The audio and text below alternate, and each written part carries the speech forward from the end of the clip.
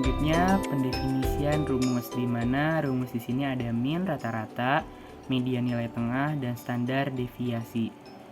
Kemudian di sini kita definisikan terlebih dahulu, dan di sini kita mendefinisikan mean terlebih dahulu, di mana kita mencari tahu terlebih dahulu si n-nya dengan n sama dengan len data dan jum. Kenapa sih harus ada jum? Maksudnya di sini adalah jumlah ya.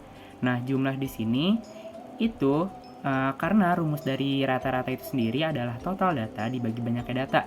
Makanya di sini rumusnya adalah jum per n atau banyaknya data. Jangan lupa di return mean. Kemudian ada pendefinisian median atau nilai tengah, di mana kita harus mencari tahu terlebih dahulu apakah si median ini adalah total datanya genap atau ganjil. Kan kalau ganjil kita langsung bisa mendapatkan si nilai tengahnya. Kalau genap kita harus menjumlahkan terlebih dahulu, di antaranya baru dibagi 2. Nah, maka dari itu kita tahu ganjil dan genapnya pada saat si jumlah data dibagi 2 itu sama dengan 0. Karena kan misalkan genap dibagi 2 itu habis kan, makanya hasilnya 0.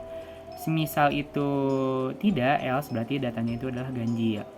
Kemudian di sini ada pendefinisian standar deviasi sebagai berikut, dan jangan lupa di return standdef seperti itu.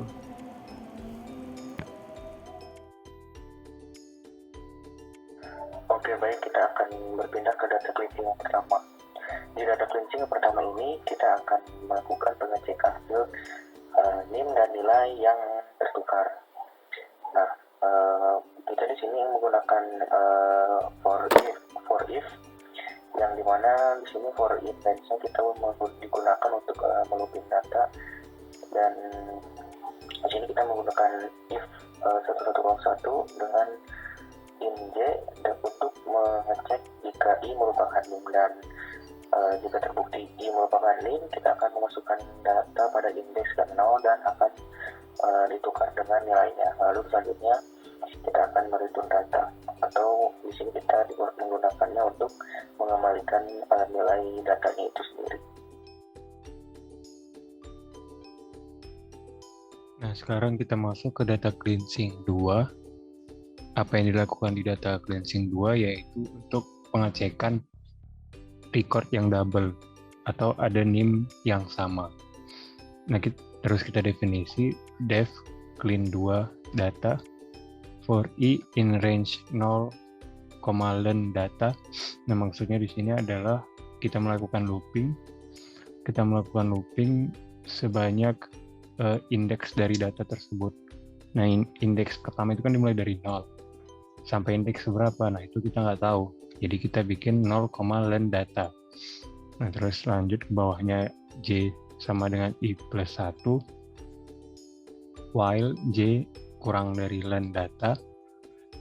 Titik 2 if data i 0 sama dengan data j 0 data titik pop j. Nah, kalau misalkan datanya itu sama, data i di indeks 0 sama data di j, yang j yang dihapus, jadi data yang di belakangnya itu yang dihapus gitu. Terus diupdate j plus sama dengan 1, lalu kita return data supaya kita update yang data udah kita kelola tadi, kita return ulang gitu maksudnya.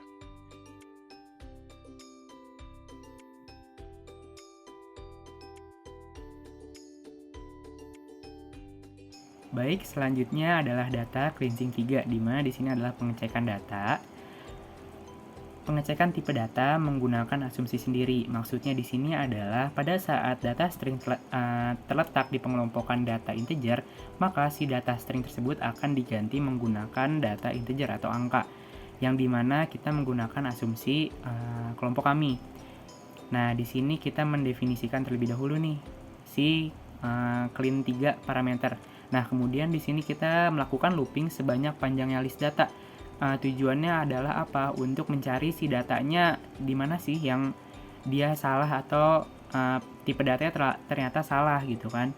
Nah, habis itu kita melakukan pengulangan looping lagi nih for j in parameter. Nah, habis itu kita mengganti huruf menjadi angka, di mana di sini diasumsikan B akan diganti menjadi 1, T menjadi 2, G menjadi 3, strip menjadi 4, I menjadi 2, S menjadi 5, E menjadi 5, 0 menjadi 5, O menjadi 5, J menjadi 5. Nah, kemudian pada saat itu jangan lupa di return parameter, biar si datanya langsung masuk ke parameter dan terupdate kayak gitu.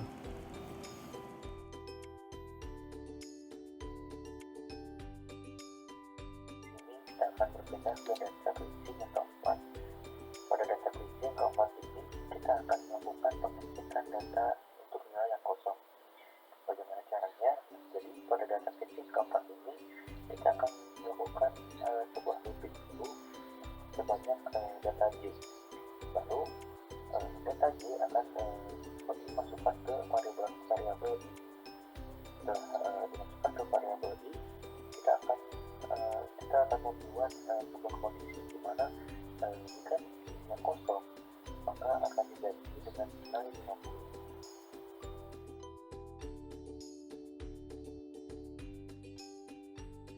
Lalu data cleansing 5. Di sini kita akan melakukan pengecekan anomali nilai. Jadi jika nilainya itu di atas 100, maka diperbaiki diubah menjadi 80. Namun jika nilainya di bawah 0, diperbaiki menjadi 20. Seperti biasa, definisi dulu def clean 5 data. Lalu kita lakukan looping for I in range 0, len data. Terus di bawahnya kita tulis temp sama dengan kurung kurawal 0, kurung siku for j in data I. If len j kurang dari 0 and float j, if len j kurang dari 10 and float j lebih besar dari 100, j sama dengan 80. Nah, maksudnya apa? Kalau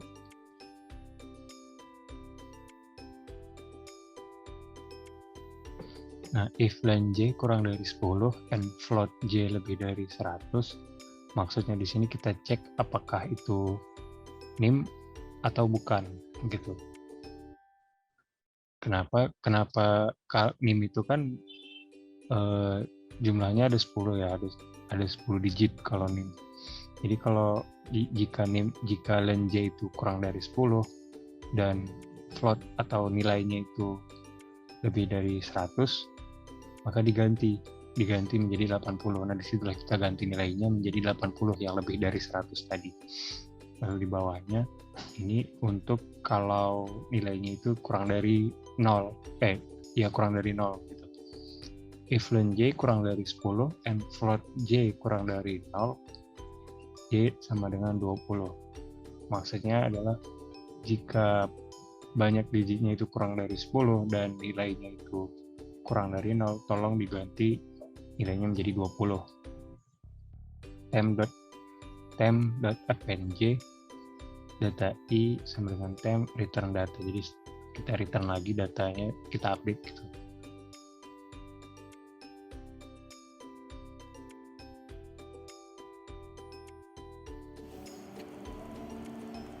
Selanjutnya adalah data cleansing 6, di mana terjadi pengecekan panjang NIM. Jika ada NIM yang panjangnya berbeda, diperbaiki dengan aturan sebagai berikut. Semisal kependekan ditambahin 0 di belakangnya, dan misalkan kepanjangan itu bakal dipotong belakangnya. Nah, di sini kita mendefinisikan terlebih dahulu seperti biasa si def clean 6 data. Di sini kita panjangnya NIM. Di sini tuh data yang dicek adalah panjangnya NIM. Nah, di sini kita menggunakan looping sebanyak panjangnya list data. Jadi kita ngelooping terus nyari data mana sih yang salah dan mana data yang udah benar. Semisal ada data yang salah, dilakukanlah cleansing seperti berikut. Yang dimana yang tadi syaratnya misalkan kependekan, 0-nya ditambahin di belakangnya, dan misalkan kepanjangan akan dipotong belakangnya. Nah, di sini kita pasti tahu si NIM ini depannya adalah 1101. Nah, di sini kita cek apakah datanya merupakan NIM. Nah, itu menggunakan if 1101 in J. Kemudian kita cek nih panjangnya si NIM menggunakan if len J lebih dari 10. Nah, itu kan berarti semisal panjangnya NIM itu lebih dari 10. Dan semisal datanya kurang dari 10 berarti if len J kurang dari 10. Nah, apa sih yang terjadi semisal si NIM-nya lebih dari 10? Kita menggunakan ini nih, si J sama dengan J. Jadi, bagaimana kita tahu angka yang berada di belakang NIM itu lebih dari 10-nya berapa angka? Kita menggunakan si panjangnya len J atau si NIM itu dikurangin 10. Nanti dari hasil yang lebihnya itu bakal dihilangin. Nah, habis itu misalkan kurang berarti kita langsung tambahin aja nolnya dengan J sama dengan J plus 0. 10 min len J. Jadi itu kan kayak kurang gitu ya. Nah, selanjutnya kita langsung jangan lupa misalkan udah baru nanti di return data biar datanya terupdate terus kayak gitu, dikembalikan ke data nilai datanya kayak gitu.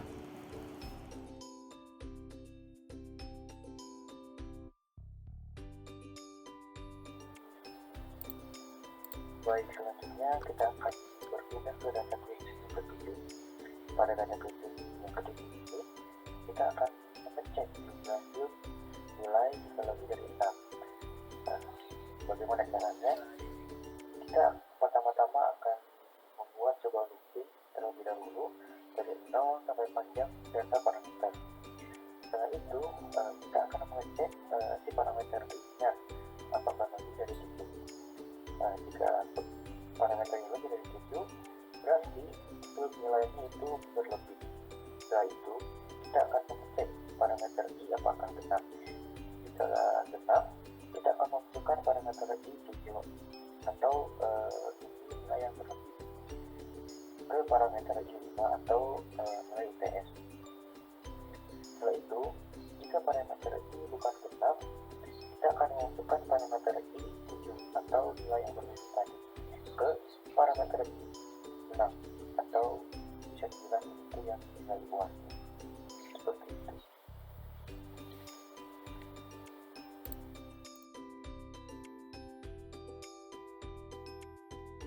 Lalu di sini kita ubah dulu yang titik koma itu menjadi koma. Nah, cuman kan kita nggak tahu ya yang mana aja gitu. Titik koma itu yang mana aja di mana aja. Jadi kita ganti semua aja. Yang ada titik komanya kita ganti semua jadi koma. Pertama-tama kita masukkan dulu nama file A sama dengan input. Masukkan nama file, lalu data, terus kita open a rsf. Baris sama dengan baris.rstrip for baris in F. Nah, ini untuk membaca file CSV terbaris dan untuk menghapus enter. Nah, kalau di file CSV itu kan untuk mengenter kita nanti kelihatannya \n-nya. Jadi kita tulis program ini supaya menghapus \n-nya itu gitu. For B in baris, looping sebanyak isi dari variabel lines. Lalu kita ganti titik komanya tadi dengan koma. Baris sama dengan b.replace titik koma dengan koma. Word sama dengan baris.split. Nah, ini untuk mengambil setiap data dari setiap baris. Jadi kita pisahkan yang tadinya itu ditandai dengan koma itu kita pisahkan, jadi kita ambil datanya dari setiap baris. Kemudian data append words. Ini untuk memasukkan data ke data set, terus data.pop. Nah, terus kita update datanya. Kita tulis data sama dengan clean _1 dalam kurung data, begitu seterusnya sampai data clean 7. Lalu kita print data Z sama dengan kurung siku lalu kita lakukan perulangan for I in data, for J in range 1, len I, Z.append for IJ. Nah, ini kita melakukan pemrograman untuk memunculkan nilai dari mean, median, dan standar yang udah kita program di atas tadi, yang paling atas, begitu.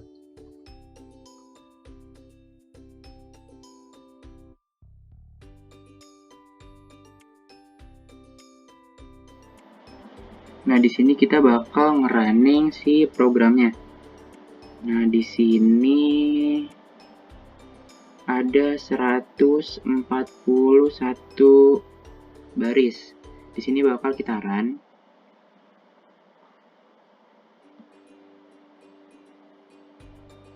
Dimana kita bakal ngecek apakah dari program codingan ini di dataset 1, dataset 2, dan dataset berikutnya, apakah hasilnya bakalan sama atau mendekati sama. Nah, di sini kita ngebuka si dataset 1, jangan lupa .csv. Kita cek, ternyata min-nya 76, mediannya 80, dan standar divisiasinya adalah 17. Nah, kita kemudian cek di yang dataset 2, dataset 2.csv. Ternyata hasilnya pun sama, 76, 80, dan 17. Kemudian kita coba di dataset 3. Dataset 3.csv.